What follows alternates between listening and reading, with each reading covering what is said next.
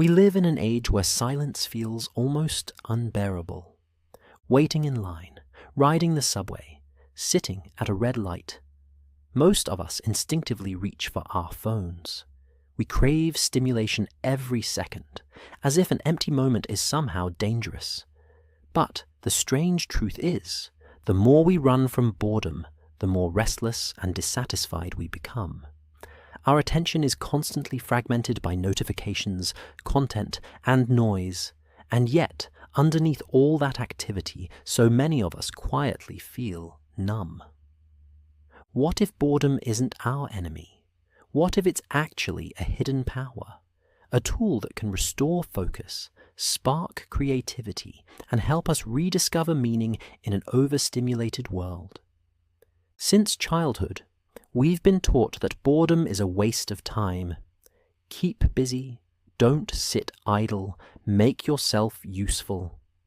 These commands shaped our sense of worth. Productivity became sacred, and stillness turned into shame. Now, in the digital era, boredom has nearly been engineered out of existence. Every pause in our day can be filled instantly, with something entertaining, something new, something algorithmically optimized to hold our eyes. We live in a constant chase for the next dopamine hit. Neuroscientists call this dopamine fatigue. When our reward systems are overstimulated, ordinary life, reading a book, walking slowly, thinking deeply, feels oddly flat. We grow addicted to stimulation itself. And because our minds no longer know how to rest, they also forget how to imagine. The result?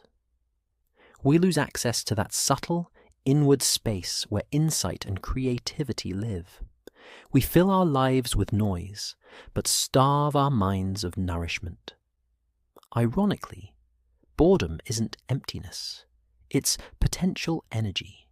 It's what happens when the brain wants stimulation but finds none.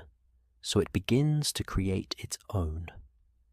When that happens, something called the default mode network activates. It's the same region responsible for daydreaming, self-reflection, and creative problem-solving. In one study, people asked to perform a repetitive, boring task came up with far more original ideas afterward than those who'd been constantly entertained. Think of Newton, who formulated the theory of gravity during a period of isolation and quiet reflection. Or the great artists and writers who often spoke of ideas arriving in idle moments, on long walks, while staring out windows, or in the spaces between doing and thinking. What we call boredom might actually be the mind whispering, "Slow down. You've been consuming, now it's time to create." This isn't just psychology. Philosophers have been wrestling with boredom for centuries.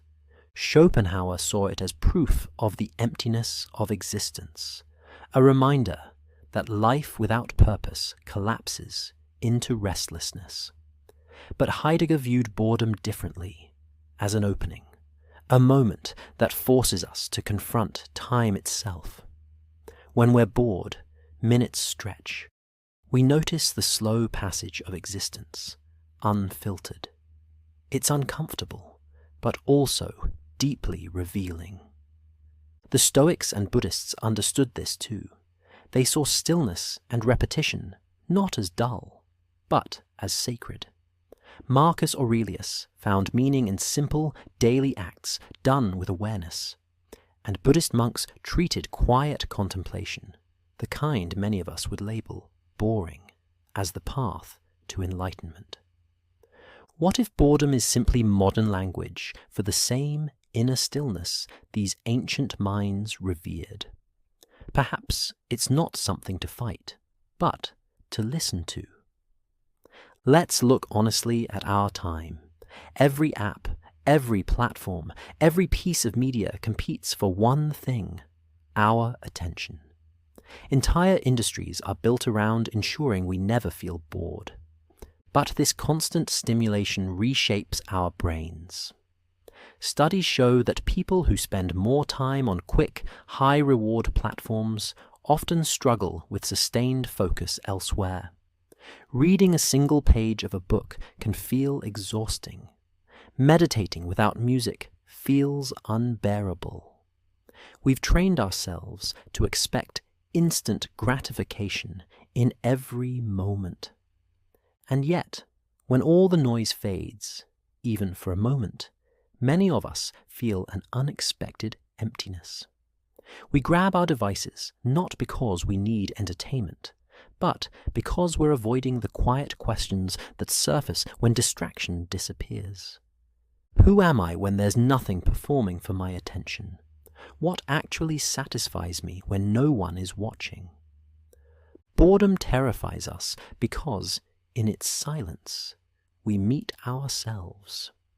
So perhaps boredom, in a hyper-stimulated age, is a kind of rebellion.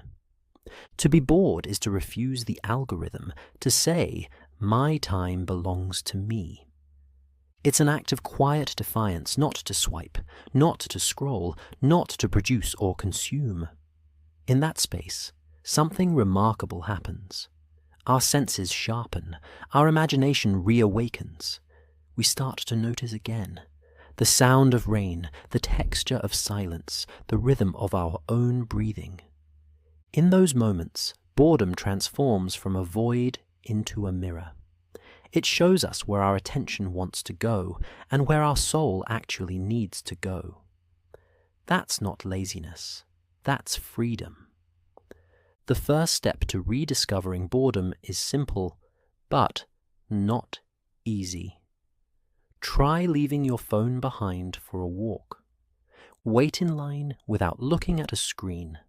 Sit for 10 minutes doing absolutely nothing, and resist the urge to fill the gap.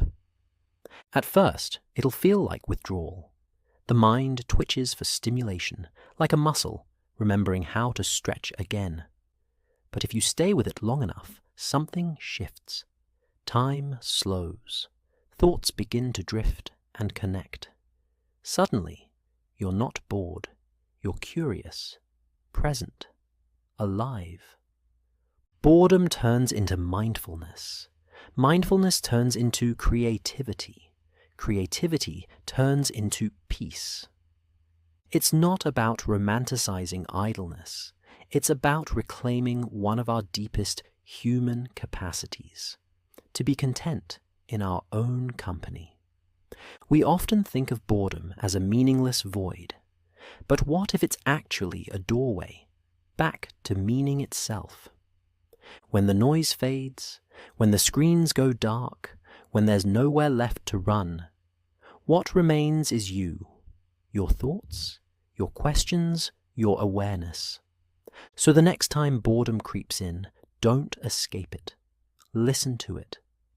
Beneath that restlessness lies something sacred, the pulse of your own mind waiting to breathe again.